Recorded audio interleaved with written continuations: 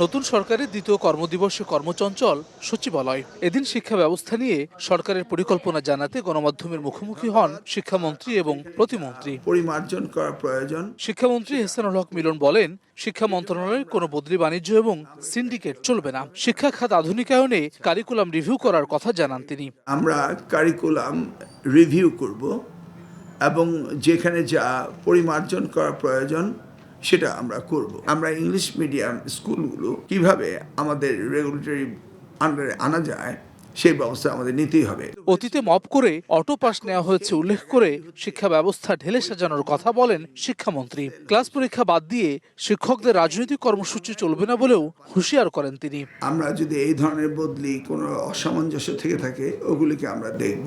দুর্নীতি হবে না, হতে পারে না, এটা আশ্বস্ত করতে পারে। ট্রু 700 ppm আকিশ বসির গ্লাস কেনার আগে দেখে নিলেই জিতবেন। এ সময় মাধ্যমিক স্তরে খেলাধুলা বাধ্যতামূলক এবং কারিগরি শিক্ষা অন্তর্ভুক্ত করার কথা জানান শিক্ষা প্রতিমন্ত্রী ববি হাজ্জাজ। বলেন, শিক্ষা নিয়ে রাজনীতি করবে না সরকার। আমরা চাই মাধ্যমিক স্তর থেকে ক্রীড়া বাধ্যতামূলক হোক, শুধু ইভেন্ট হিসেবে না, টাইম টেবিল হিসেবে। আমরা শিক্ষা নিয়ে রাজনীতি করব না, আমরা শিক্ষা নিয়ে রাষ্ট্র গড়ব। মন্ত্রণালয়ের কার্যক্রম অ্যাপের আওতায় আনার কথা জানানো হয় সংবাদ সম্মেলনে। সার্টিফিকেট নয়, সক্ষমতা। হাসান ওয়ালি, সময় সংবাদ, ঢাকা।